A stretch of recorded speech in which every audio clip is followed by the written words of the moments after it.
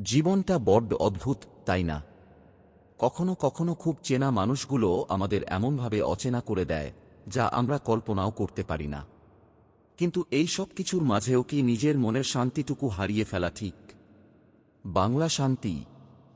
নমস্কার, আসসালামু আলাইকুম। আশা করি জীবনের সব ঝড়ের মাঝেও আপনি নিজেকে ভালো রেখেছেন। মনের শান্তি খোঁজার এই ছোট্ট আয়োজনে আপনাকে স্বাগত। আপনি দেখছেন বাংলা শান্তি। আচ্ছা, কখনো কি এমন হয়েছে যে আপনি খুব আগ্রহ নিয়ে কাউকে কিছু বলছেন, আর অপর পাশের মানুষটি ফোনের দিকে তাকিয়ে হুহা করছে? কিংবা কোনো আড্ডায় আপনি বসে আছেন, কিন্তু আপনার উপস্থিতি বা অনুপস্থিতি কারও কোনো তফাৎ তৈরি করছে না? হ্যাঁ, আমি অবহেলার কথা বলছি। অবহেলা এমন একটা নীরব বিষ যা মানুষের শরীরে কোনো দাগ ফেলে না ঠিকই, কিন্তু ভেতর থেকে একটা মানুষকে পুরোপুরি বদলে দেয়। নিজের ওপর বিশ্বাস হারিয়ে ফেলা। মানুষ যখন বারবার অবহেলিত হয়, সে তখন সবার আগে নিজেকে সন্দেহ করতে শুরু করে। আয়নার সামনে দাঁড়িয়ে মনে হয়, আমি হয়তো যথেষ্ট সুন্দর নই, আমার কথা বোধহয় কেউ পছন্দ করে না। অবহেলা মানুষের ভেতরের আত্মবিশ্বাসটাকে একদম গুঁড়িয়ে দেয়। মনের চারপাশে অদৃশ্য দেয়াল তুলে নেওয়া। একটা সময় পর অবহেলিত মানুষগুলো কথা বলা বন্ধ করে দেয়। তারা নিজেদের গুটিয়ে নেয়। নিজের কষ্ট, আনন্দ বা আবেগের কথা কাউকে আর বলতে যায় না। তারা মনে করে, কাউকে বলে কি লাভ, কেউ তো আর বুঝবে না। এই নীরবতা কিন্তু অহংকার নয়, এটা আসলে বারবার আঘাত পাওয়ার পর নিজেকে বাঁচানোর একটা চেষ্টা। কাউকে বিশ্বাস করতে ভয় পাওয়া। অবহেলার সবচেয়ে বড় ক্ষতি হল এটা মানুষের ওপর থেকে বিশ্বাস কেড়ে নেয়। কেউ যখন খুব ভালোবাসা বা যত্ন নিয়ে এগিয়ে আসে, অবহেলিত মানুষটি তখনও বিশ্বাস করতে পারে না। সে সব সময় ভয়ে থাকে, এখন এত যত্ন করছে, কদিন পর আবার অবহেলা করবে না তো? কেউ আপনার ওপর চিৎকার করছে মানে সে এখনো সম্পর্কে আশা রাখে। কিন্তু কেউ যদি হুট করে একদম চুপ হয়ে যায়, বুঝে নেবেন আপনি তাকে হারিয়ে ফেলেছেন। তবে অবহেলার একটা শেষ পরিণতি আছে। ভাঙতে ভাঙতে মানুষ একসময় পাথর হয়ে যায়। তখন আর কারো অবহেলা তাকে ছুঁতে পারে না। সে একাই বাঁচতে শেখে, নিজের যত্ন নিজেই নিতে শেখে। অবহেলা মানুষকে যেমন একা করে দেয়, ঠিক তেমনি একসময় ভেতর থেকে প্রচণ্ড শক্ত আর স্বনির্ভরও করে তোলে। নীরবতার ভাষা। যখন মানুষ কথা বলা বন্ধ করে দেয়, মানুষ যখন রেগে যায় তখন চিৎকার করে, কিন্তু যখন খুব বেশি কষ্ট পায় বা ভেতরে ভেঙে পড়ে, তখন সে একদম চুপ হয়ে যায়। এই নীরবতা কোনো অহংকার নয়, এটি আসলে এক ধরনের মানসিক ক্লান্তি।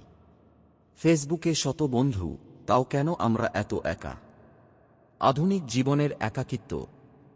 সোশ্যাল মিডিয়ার যুগে আমাদের ফ্রেন্ড লিস্টে হাজারো মানুষ, কিন্তু দিন শেষে মন খুলে কথা বলার মতো বা রাত 2টায় কল দেওয়ার মতো একটা মানুষও নেই। এই ভার্চুয়াল ভিড়ের মাঝে আসল একাকিত্ব কিভাবে আমাদের গ্রাস করছে? হাজারটা নোটিফিকেশন আর লাইক কমেন্টের ভিড়েও দিন শেষে বুকটা কেন ফাঁকা লাগে, জানেন? সহজ কথা হলো, আপনার জীবন আপনার চিন্তার প্রতিফলন। আপনি আপনার মনকে যেভাবে চালাবেন, আপনার জীবন সেদিকেই যাবে। তাই আজ থেকে নিজের সাথে কথা বলার ধরনটা বদলে ফেলুন। নিজেকে ছোট না করে সাহস দিন, দেখবেন আপনার চারপাশের জগতটাও বদলে যাচ্ছে। ধরুন, দুইজন রোগী একই অসুখ নিয়ে হাসপাতালে ভর্তি হলেন। ডাক্তার দুজনকে একই ওষুধ দিলেন, কিন্তু প্রথমজন সারাক্ষণ ভাবছেন তিনি আর সুস্থ হবেন না, আর দ্বিতীয়জন মনে মনে কল্পনা করছেন তিনি সুস্থ হয়ে বাড়ি ফিরছেন, পরিবারের সাথে হাসছেন। দেখা যায়, দ্বিতীয়জন অনেক দ্রুত সুস্থ হয়ে ওঠেন। কেন?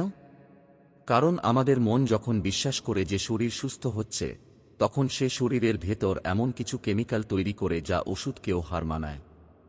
আমাদের মনই আমাদের সেরা ডাক্তার। অভ্যাসের অটোপাইলট মোড, দি অটোপাইলট সিস্টেম। আপনি যখন প্রথম সাইকেল চালানো শিখেছিলেন, তখন আপনাকে অনেক মনোযোগ দিতে হয়েছিল, তাই না? কিন্তু এখন আপনি কথা বলতে বলতে বা অন্য কিছু ভাবতে ভাবতেও সাইকেল বা বাইক চালাতে পারেন। এটা কিভাবে হয়? কারণ আপনার সচেতন মন কাজটা শিখে সেটা অবচেতন মনের অটোপাইলট মোডে পাঠিয়ে দিয়েছে। আমাদের জীবনের 90% কাজ এভাবেই চলে। আপনি যদি নিজেকে একবার বিশ্বাস করাতে পারেন যে সকালে ওঠা আমার অভ্যাস, তবে আপনার মনই আপনাকে টেনে বিছানা থেকে তুলবে, কোনো অ্যালার্ম লাগবে না। ভয় এবং বিশ্বাসের লড়াই, ফিয়ার্স ফাফ। ভয় আসলে কি? ভয় হলো এমন কিছু ঘটার কল্পনা যা এখনো ঘটেনি। আমাদের মন নেতিবাচক জিনিসের প্রতি বেশি আকৃষ্ট হয়। যেমন পরীক্ষায় ফেল করলে কি হবে, ইন্টারভিউ খারাপ হলে কি হবে। আপনি যখন বারবার এসব ভাবেন, আপনার অবচেতন মন সেটাকেই সত্যি করার জন্য পরিস্থিতি তৈরি করে। এর বদলে মনের ইনপুট বদলে দিন। ভয়ের জায়গায় বিশ্বাস বসান। মনকে বলুন, সবকিছু আমার ভাইয়ের জন্যই হচ্ছে। দেখবেন আপনার ভেতরের অস্থিরতা কমে যাচ্ছে। ভিজুয়ালাইজেশন বা মনের আয়না, দ্য মিরর অফ মাইন্ড। পৃথিবীর বড় বড় অ্যাথলেট বা সফল মানুষরা জেতার আগে হাজারবার তাদের মনে সেই মুহূর্তটা কল্পনা করেন। তারা চোখ বন্ধ করে দেখেন যে তারা ট্রফিটা ধরছেন। এটাকে বলে মেন্টাল রিহার্সাল।